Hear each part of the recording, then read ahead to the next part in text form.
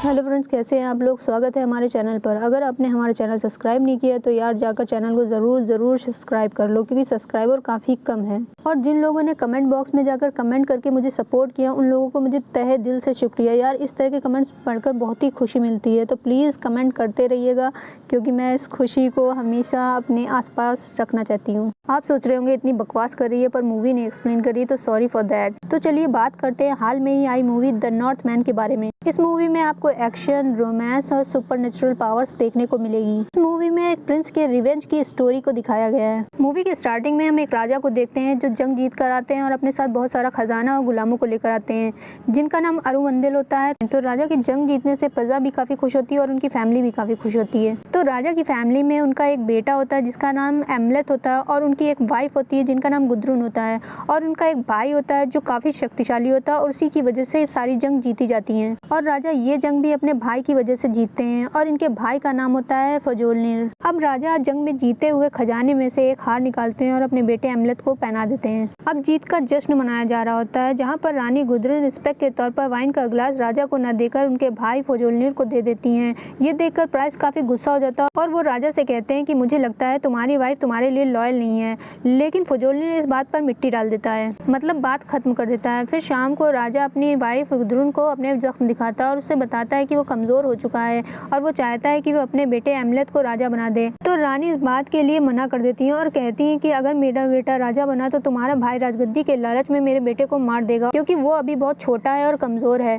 इससे पहले कि वो मेरे बेटे को मारे तुम्हें अपने भाई को मार देना चाहिए। इसके बाद राजा अपने बेटे एमलेथ को लेकर किंगडम से दूर एक मंदिर में जाता है, जहाँ पर उनकी मुलाकात उनके प्रीस्ट हैमर से होती है, और वहाँ पर एमलेथ के लिए एक रिचुअल होती है। रिचुअल होने के बाद एमलेथ जब अपने फादर के जख्म पर हाथ रखता है तो उसे एक विजन आता है। तो वो ट्रीज पर बहुत सारी डेड बॉडीज को लटका हुआ देखता है। इसके बाद राजा जब एमलेथ के साथ वापस आ रहे होते हैं तो वहाँ पर कुछ सैनिक आ जाते हैं और उन पर हमला कर देते हैं। राजा अपने बेटे एमलेथ की जान बचाने के लिए उसे वहाँ से भगा देते हैं, और इन्हीं चक्कर में राजा घायल हो जाते हैं। तभी वहाँ पर फजोलनीर आता है और राजा का सर धड़ से अलग कर देता है, और ये सारा नज़ारा पीछे छुपे एमलेथ देख रहा होता है। इसके बाद फजोलनीर अपने सोल्जर फिनर से एमलेथ को पकड़कर मार डालने का आदेश देता है, और ये सुनकर एमलेथ वहाँ से भागने लगता है और रास्ते में वही सोल्जर फिनर उसे मिल जाता है और उसे मारने की कोशिश करने लगता है। तो एमलेथ अपना चाकू निकालकर उसकी नाक काट देता है और उसे जख्मी करके वहाँ से भाग जाता है। एमलेथ छुप छुपाकर अपने किंगडम में पहुँचता है तो वो देखता है कि वहाँ पर बहुत सारे सोल्जर्स मरे पड़े होते हैं और उसकी मदर गुद्रुन को सोल्जर्स जबरदस्ती लेकर जा रहे होते हैं। फिर सोल्जर फिनर फजोलनीर के पास आता है और अपनी जान बचाने के लिए झूठ बोलता है कि एमलेथ समुद्र में डूबकर मर गया, और इधर एमलेथ किंगडम से एक बोट लेकर समुद्र के रास्ते निकल जाता है और जाते जाते एक कसम लेता है कि वो अपने फादर का बदला जरूर लेगा और अपनी माँ को छुड़ाने के लिए वहाँ पर दोबारा जरूर आएगा। कुछ साल बीतने के बाद हमें रशिया का सीन दिखाया जाता है, जहाँ पर एमलेथ बड़ा हो चुका है और काफी पावरफुल योद्धा बन चुका है। एमलेथ अपने सिपाहियों के साथ मिलकर छोटे छोटे गाँव पर हमला करके उन्हें लूट लेता था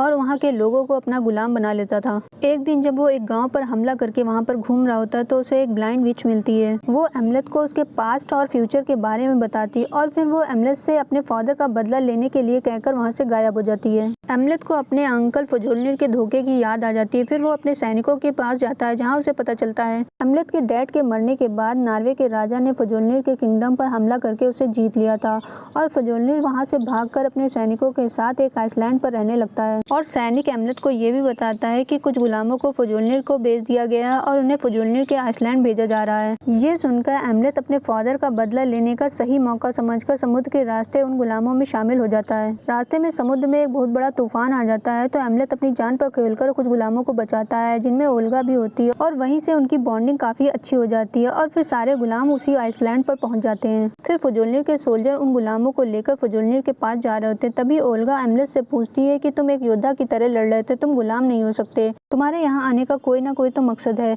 तो एमलेथ उससे सारी बात बता देता है कि वो अपनी माँ को छुड़ाकर अपने फादर का बदला लेने के लिए यहाँ पर आया है। तो ओल्गा एमलेथ से कहती है कि वो भी एक गुलाम की तरह नहीं रहना चाहती, इसलिए वो उसके मकसद में उसकी हेल्प करेगी। और फिर सारे गुलाम फजोलनीर के पास पहुँचते हैं। उन गुलामों में से फजोलनीर एमलेथ, ओमेगा और कुछ गुलामों को सिलेक्ट करता है। अब एमलेथ भी वहाँ पर गुलामों की तरह काम करने लगता है और ओल्गा को भी खाना पकाने वाले डिपार्टमेंट में लगा दिया जाता है। एक दिन जब एमलेथ काम कर रहा होता है तो वो अपनी मदर गुद्रुन को फजोलनीर के साथ देखता है और वो काफी सैड होता है। तभी वहाँ पर ओल्गा आती है और उसकी मदर के बारे में पूछती है, तो वो उससे सारी बात बता देता है। तभी वहाँ पर कुछ सोल्जर आते हैं और ओल्गा को बात करने और मिलने से मना करते हैं और उसे वहाँ से लेकर चले जाते हैं। रात में एक जानवर का पीछा करते हुए एमलेथ एक गुफा में जाता है जहाँ पर उसे एक प्रीस्ट मिलता है जो उसे उसके फादर के प्रीस्ट हैमर का स्कल दिखाता है जिन्होंने एमलेथ के बचपन में उसे शक्तिशाली बनाने के लिए उसकी रिचुअल कराई थी। फिर वो एमलेथ को बताते हैं कि फुजोलिन ने अपने भाई की हत्या करने के बाद उनके प्रीस्ट हैमर को भी गला काटकर मार डाला था। फिर वो प्रीस्ट कुछ मंत्रों के जरिए हैमर की सोल को जिंदा कर देता है।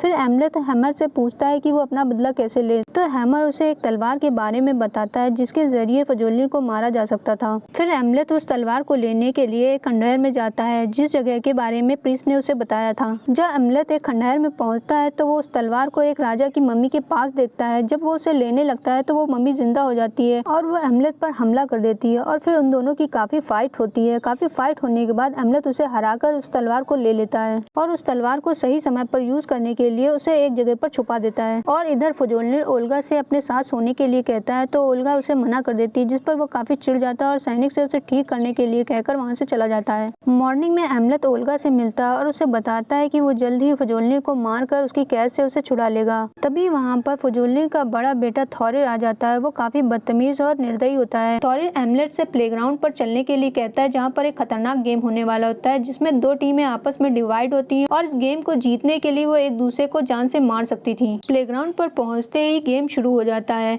लेकिन एमलेथ की टीम हारने लगती है तो फुजोलिन का छोटा बेटा गुनार गेम को जीतने के लिए गेम में शामिल हो जाता है लेकिन छोटा और कमजोर होने की वजह से वो जख्मी हो जाता है। तो अपोजिट टीम का प्लेयर गुनार पर हमला करने वाला होता है। तभी वहाँ पर एमलेथ पहुंचकर उसकी जान बचा लेता है और अपोजिट टीम के प्लेयर को मार डालता है। अपने छोटे बेटे की जान बचाने के लिए फुजोलिन एमलेथ से काफी खुश होता है और उसे गुलामी से हटाकर गुलामों का इंचार्ज बना देता है। जब सब लोग जीत का जश्न मना रहे होते हैं तभी वहाँ पर थॉरिर आ जाता है और एमलेथ से खुश होकर ओल्गा के साथ टाइम स्पेंड करने की परमिशन दे देता है। फिर एमलेथ ओल्गा के साथ पूरी नाइट स्पेंड करता है और वो दोनों एक दूसरे के करीब आ जाते हैं। नेक्स्ट मॉर्निंग 7 सैनिकों को मारकर मंदिर के बाहर लटका दिया जाता है जिसे थॉरिर देखकर काफी गुस्सा होता है और उसे गुलामों पर शक होता है तो वो उसे मारने लगता है। तभी वहाँ पर फुजोलिन के प्रीस्ट आ जाते हैं। प्रीस्ट उन्हें बताते हैं कि ये काम कोई गुलाम का नहीं बल्कि एक खतरनाक शोल का है और हमें इससे बचने के लिए एक सैक्रिफाइस देना होगा, नहीं तो इसी तरह सारे सैनिक मारे जाएंगे। अब प्रीस्ट के कहने पर एक सैनिक गुलाम को पकड़कर सैक्रिफाइस के लिए ले जाता है। गुलाम को बचाने के लिए एमलेथ अंदर जाता है जहाँ पर फुजोलिन का डॉगी उस पर भौंकने लगता है। फिर वो डॉगी को जान से मारकर उसे चुप करा देता है। फिर वो मंदिर के अंदर जाता है और फिर वो प्रीस्ट को जान से मारकर वहीं लटका देता है और गुलाम को सेफली पीछे के दरवाजे से निकाल लेता है। जब फुजोलिन मंदिर में पहुंचता है तो वो देखता है कि प्रीस्ट लटका हुआ होता है तो उसे लगता है कि ये काम सोल का है। तो फुजोलिन गुलामों को हथियार देकर पहरादारी करने के लिए कहता है। फिर हम देखते हैं रात में सैनिक खुद ब खुद अपनी जान ले रहे होते हैं।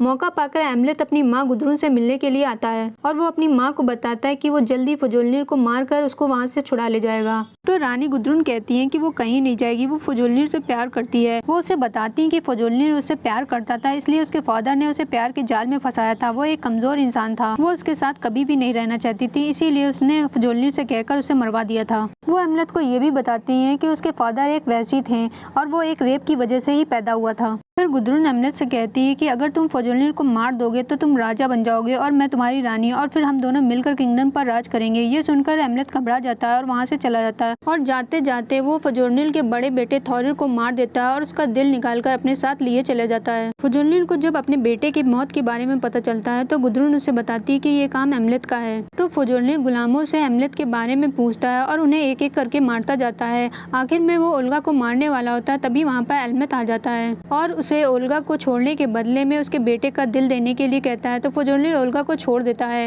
एमलेथ ओल्गा को वहाँ से भगा देता है लेकिन सैनिकों के द्वारा खुद पकड़ा जाता है। एमलेथ से दिल लेने के बाद फुजोलिन को पता चलता है कि ये दिल उसके बेटे का नहीं बल्कि उसके डॉगी का है। फुजोलिन एमलेथ से अपने बेटे का दिल पूछता है लेकिन वो उसे नहीं बताता, तो वो उसे जाकर एक रूम में बंद कर देते हैं और उसे काफी मारते हैं और फिर अपने बेटे के फ्यूनरल के लिए वहाँ से चले जाते हैं। इसके बाद एमलेथ के फादर की सोल बहुत सारे कौवों के साथ आती है और एमलेथ को छुड़ा देती है। फ्यूनरल के बाद फुजोलिन जब वापस आता है तो वो एमलेथ को वहाँ नहीं पाता जिसकी वजह से वो काफी गुस्सा होता है। इसके बाद हम एमलेथ को ओल्गा के साथ देखते हैं जहाँ हमें पता चलता है कि ओल्गा एमलेथ को वहाँ से छुड़ाकर लाई थी। फिर ओल्गा और एमलेथ साथ में रहने लगते हैं और दोनों शादी कर लेते हैं। फिर वो डिसाइड करता है कि वो ओल्गा के साथ जाकर अपने रिश्तेदार के यहाँ सुकून की जिंदगी जिएगा, अपने रिवेंज के बारे में भूल जाएगा। इसके बाद वो ओल्गा को लेकर अपने रिश्तेदार के यहाँ जा रहा होता है। तभी वो उसके जख्म पर हाथ रखता है और उसे एक विजन दिखाई देता है, जहाँ पर वो ओल्गा के साथ अपने 2 बच्चों को देखता है और वो समझ जाता है कि ओल्गा प्रेग्नेंट है। फिर वो ओल्गा को अपने विजन के बारे में बताता है और उससे कहता है कि फजोलिन अपने बेटे का बदला लेने के लिए उसके बच्चों को मार देगा,